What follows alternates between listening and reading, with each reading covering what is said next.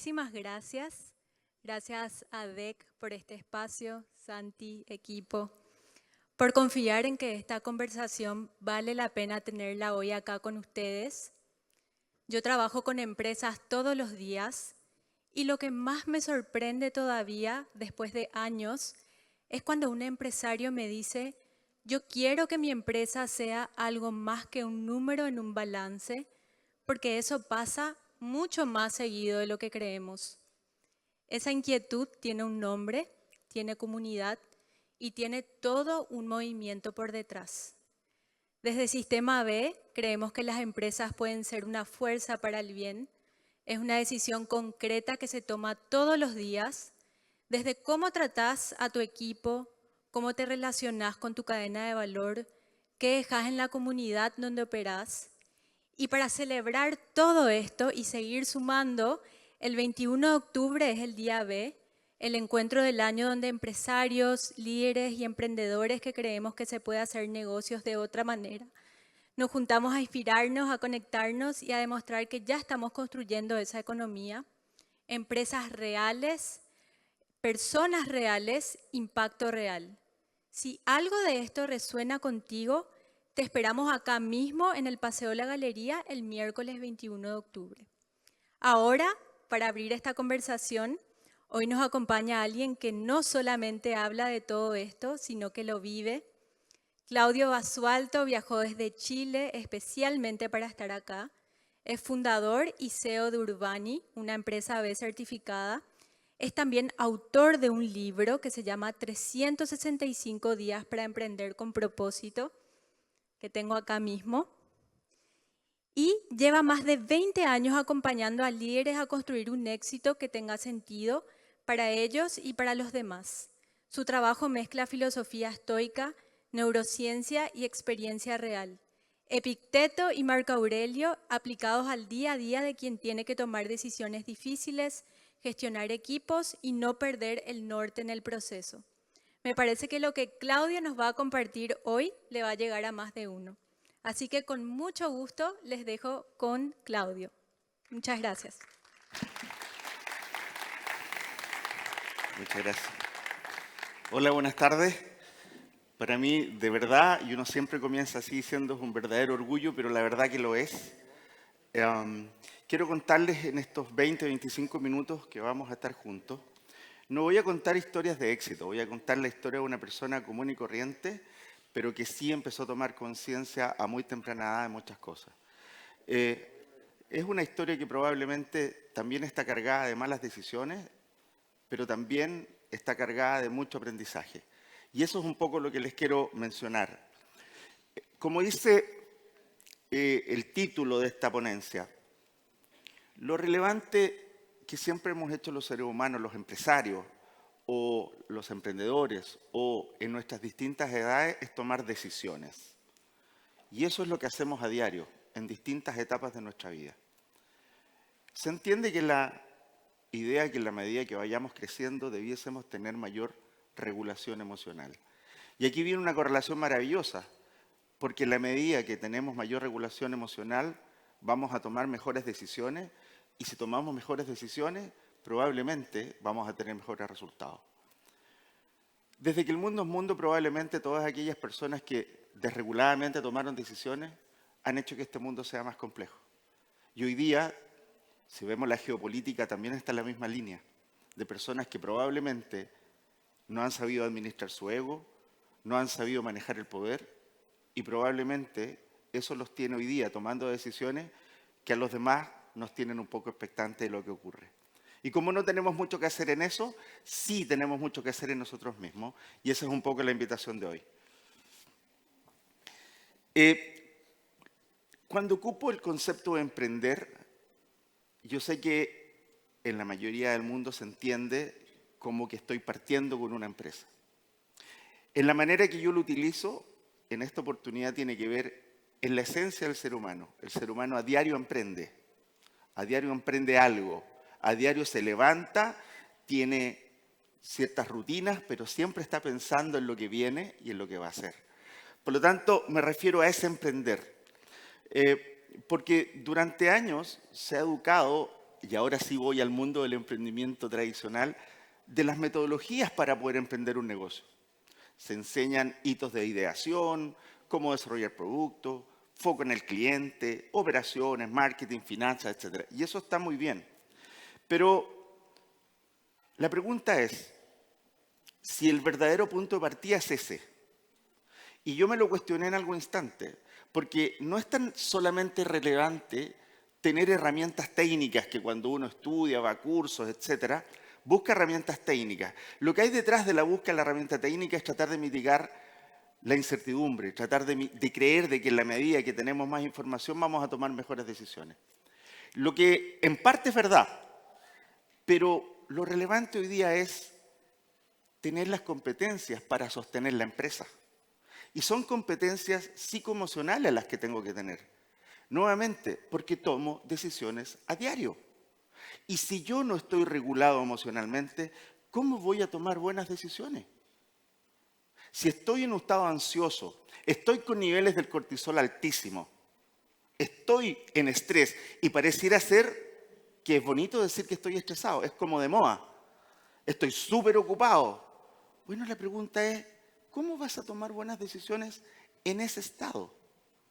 Y es justamente la tesis con la que trabajé en mi libro.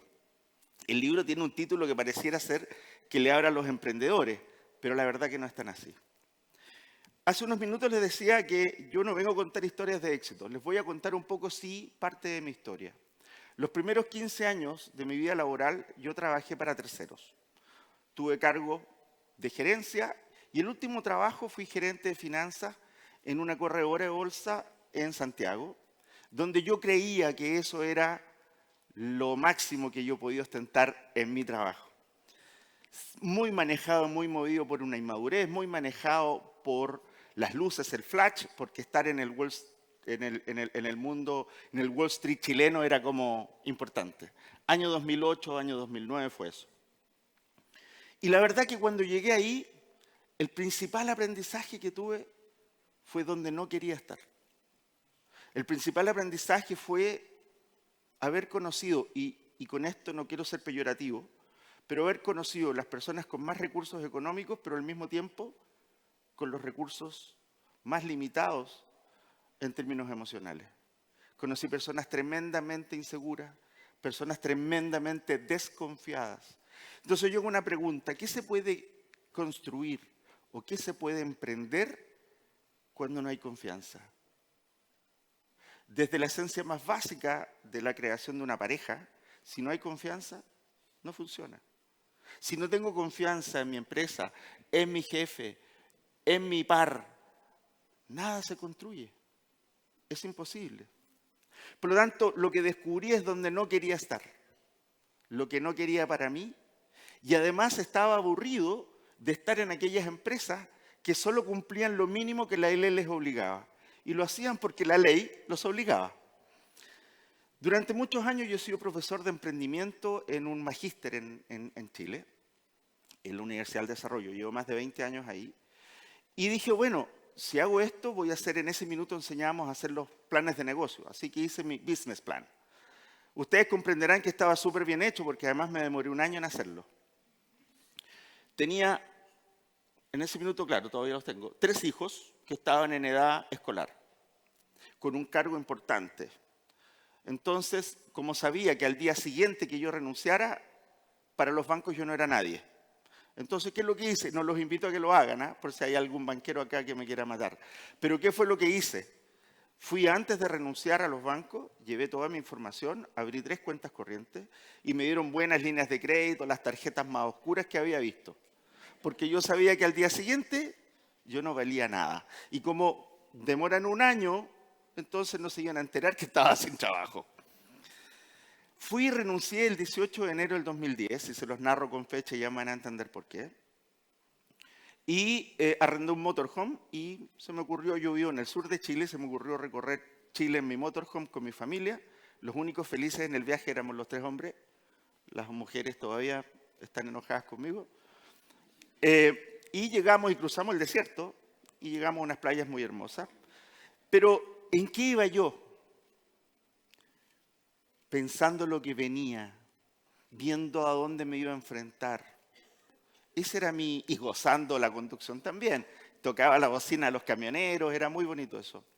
Yo renuncié y luego mi familia se fue a vivir el 24 o 25 de febrero a Concepción, que es de donde somos, y yo llegué al día siguiente, el 26, y tenía un plan maravilloso para emprender mi empresa. En 2 minutos, 32 segundos se cayó. El terremoto más grande de este siglo fue un 8.8 y el epicentro era a 50 kilómetros de donde yo vivía. Ustedes comprenderán que se derrumbó todo. Lo único que yo no tenía en ese plan era eso. Y durante todo el año 2010 no ocurrió nada en el mundo inmobiliario, que es donde iba yo.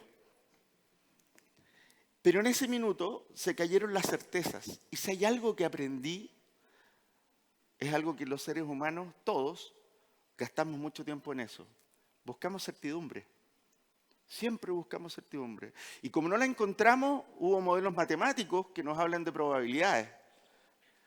E incluso los ordenamos en, no sé, la campana de Gauss con una distribución normal y decimos que tiene 2 desviaciones estándar con un 95% de confianza. Y cuando hacemos análisis ponemos el conservador, el esperado, siempre estamos en esa, permanentemente, para cualquier decisión.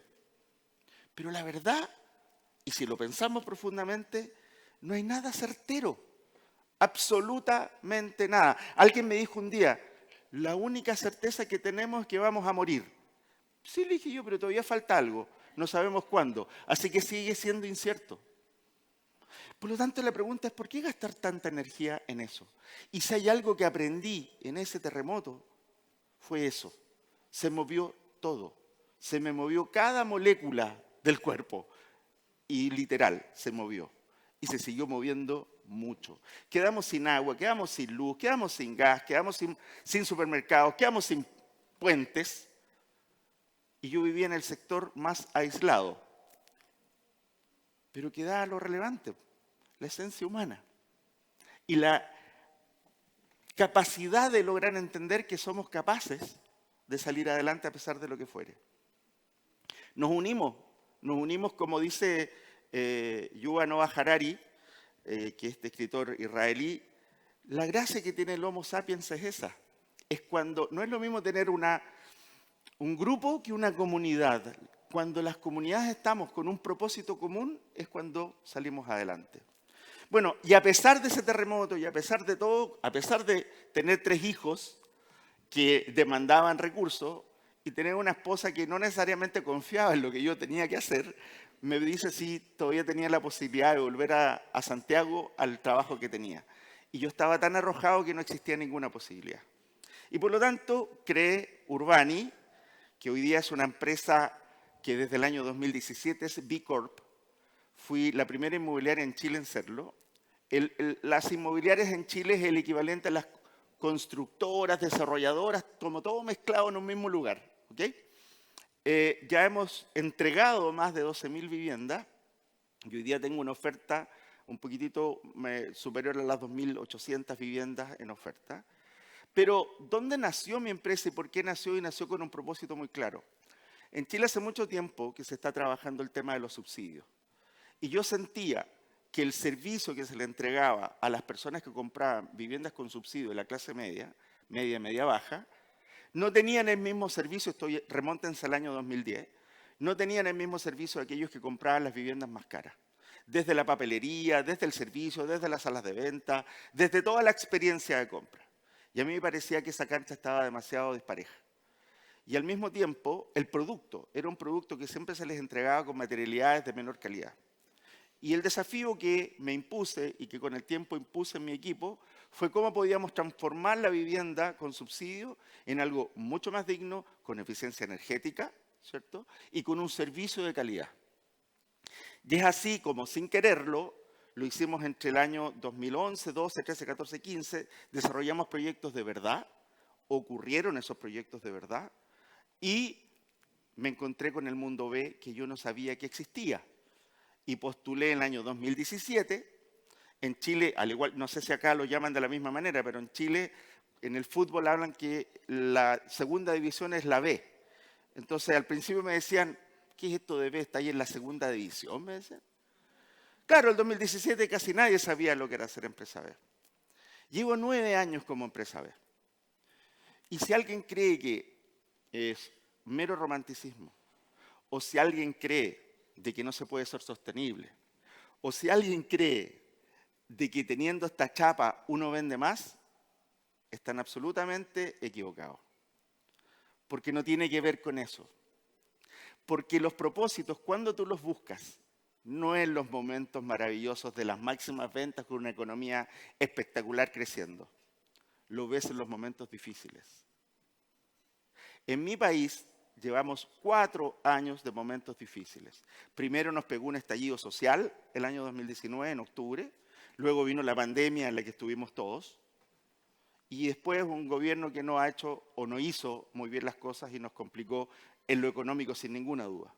Y ustedes bien saben que esta industria es una industria que mueve la economía.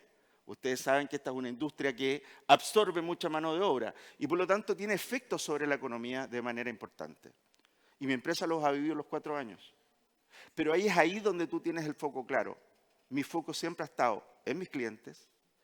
Tenemos una certificación que ahí dice Best Place to Live, dada por las viviendas más vulnerables que dicen que el mejor lugar para vivir son los proyectos que desarrollamos nosotros.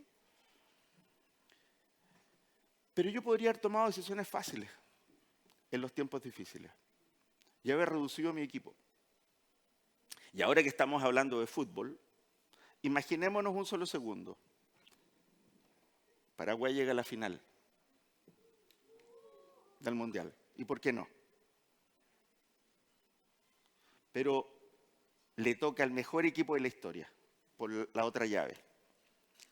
Cuéntenme, ¿cuál sería, así, pero realmente muy genuinamente, el mejor resultado que podrían tener? En los primeros 90 minutos. Al menos empatar. Al menos. Bueno, ese ejemplo yo lo hice con un equipo que me gusta en Chile y dije, ¿qué pasa si este equipo fuera a jugar con el Real Madrid en el Santiago Bernabéu? Si empatara 0-0, perdiera 1-0, yo lo celebro. Lo que no puede ocurrir es perder 10-0, ¿verdad? Pues no, esa fue la decisión que tomé cuando uno tiene la clara convicción de que hay que cuidar a las personas con las que uno trabaja. Y estos 4 años no hemos despedido a nadie. Mis números y mis utilidades, obviamente que cayeron, son sostenibles. Pero cuando tú ya descubres que el dinero es un instrumento de bienestar y no es el bienestar, entonces te das cuenta que por otro lado va tu bienestar. Y eso es lo que yo he sostenido 9 años como empresa B. Hemos hecho cosas concretas, con beneficios a los colaboradores, con beneficios y servicios a los clientes, pero también hemos desarrollado este último tiempo viviendas sustentables, que son mejores con el medio ambiente. Y se puede, no es romanticismo. Y además, no nos olvidemos que estamos viviendo una época que antes no se había vivido. ¿Cuántas generaciones se juntan en un trabajo? Podrían juntarse hasta 4, ¿no? ¿Qué es lo que más se le reclama a las nuevas generaciones? Que son poco estables en su trabajo. Yo no critico eso. Yo digo, ¿qué propuesta de valor tiene tu empresa para retener? Porque en el pasado, cuando uno lo contrataban, era un beneficio que te contrataban. Hoy día es una elección mutua. Y por lo tanto la pregunta es, ¿cuál es tu oferta de valor? ¿Por qué él va a querer trabajar contigo? ¿Y por qué va a querer mantenerse trabajando contigo? Y es ahí que ser B o tener un propósito pasa a ser estratégico. Estratégico. Bueno, me quedan 3 minutos. No quiero hablar tanto del libro, sí los invito a que lo busquen y lo vean, naturalmente. Pero el libro fundamentalmente parte con una pregunta muy clave. ¿Para qué? Que es evidente la pregunta, pero ¿para qué voy a hacer lo que voy a hacer? Si ustedes se fijan en el mundo laboral, normalmente estamos en el qué y en el cómo. Pocas veces nos preguntamos ¿para qué? Yo he asesorado y he estado con muchas empresas en las cuales les he preguntado ¿por qué la expansión? ¿Por qué irte a otro país? Y cuando empiezo a escuchar la respuesta, y la inmensa mayoría habitan en el mundo del ego, aquí estamos en un problema. Porque si ese es tu para qué, es súper débil. La siguiente pregunta que le hago es, ¿tienes las competencias estratégicas para hacerlo? Fíjense que siempre hemos puesto el foco en la productividad. 230 años demoró la revolución industrial. ¿Cuánto tiene esta revolución 5.0? El ser humano es el mismo, de esa y de ahora. Pero ya tuvo más tiempo para adaptarse. Ahora no tenemos tiempo para adaptarnos. Y por lo tanto, en tiempos como estos tenemos una sola herramienta. Ser humanos. Pero para ser humanos hay que entender de qué estamos hechos. Lo maravilloso de estar acá es que a lo mejor ustedes o encuentran en mí, porque yo soy lejos de la minoría, que debo hablar de una manera particular, cantadita. Para mí hablo normal, para mí, obvio. Sería la única diferencia que tenemos. Pero la invitación que les quiero hacer es a que se conozcan. Mira qué ridícula la invitación que hago, pero es lejos la más difícil. ¿Por qué? Porque regularse, como digo aquí, no es calmarse, es recuperar la capacidad de decidir. Cuando estás ansioso, confundes lo urgente con lo importante. Cuando estás agotado, valías peor y negocias peor. Y cuando estás centrado, puedes escuchar sin defenderte. ¿Cuántos de nosotros en el fragor del trabajo estamos permanentemente enjuiciándonos? O estamos con una actitud defensiva. Y es porque no hemos construido confianza. Porque no hemos conversado respecto del para qué estamos juntos. Es súper relevante que esas cosas ocurran. Y cuando uno cree que esto es autoayuda, no, tengo un fundamento muy claro. Hay un neurocientífico que se llama Antonio Damasio, que es portugués, es una eminencia, y él demostró algo que ya estaba un poco en el ruido de este último tiempo de las personas, y era que siempre se nos había dicho que para tomar decisiones teníamos que estar con cabeza fría y ser muy racionales. Bueno, lo que se demostró es que los seres humanos somos máquinas emocionales que razonan. Por lo tanto, es imposible que nos disociemos de la emoción. Y este es un mensaje muy fuerte y claro para nosotros los hombres, que siempre hemos creído que tener la razón significa tener la racionalidad de algo. Y es un grave error. Hoy día yo veo con mucha alegría que está más lleno de mujeres que de hombres. Y por lo tanto el mensaje a los hombres es, ojo, estás con alguien que es multifactorial. Y por lo tanto la emoción pasa a ser más relevante que la razón. Pero también los hombres somos emocionales por sobre la razón y eso no hay duda. Y ahí dice, fin del tiempo, tengo que cumplir. Normalmente cuando traigo presentaciones nunca las hago tal cual, siempre me cuesta, pero creo haberles dicho todo. Pero como estoy, y aquí dame 30 segundos, como sé que estoy en un entorno cristiano, por favor los invito a que lean, se lo pueden pasar a ChatGPT si quieren el resumen, la última encíclica, Magnificat Humanitas, que tiene mucho que ver y llegó de manera muy oportuna 135 años después. Los invito a que en Google busquen ese libro. Y como me gustó soñar en grande, dije, ¿por qué no lo mando a Editorial Planeta España a ver si me toma en cuenta? Editorial Planeta España me dijo, ¿y por qué no lo haces en Universo de Letras, que es mi socia? Y este libro salió recién en abril y está en 1.400 librerías en España. En mi país todavía no llega. Voy a hacer las gestiones para que llegue a Books acá, pero búsquenlo y por favor compren la versión más barata y metan la IA para que trabajen con ella. Así que mucho gusto, muchas gracias.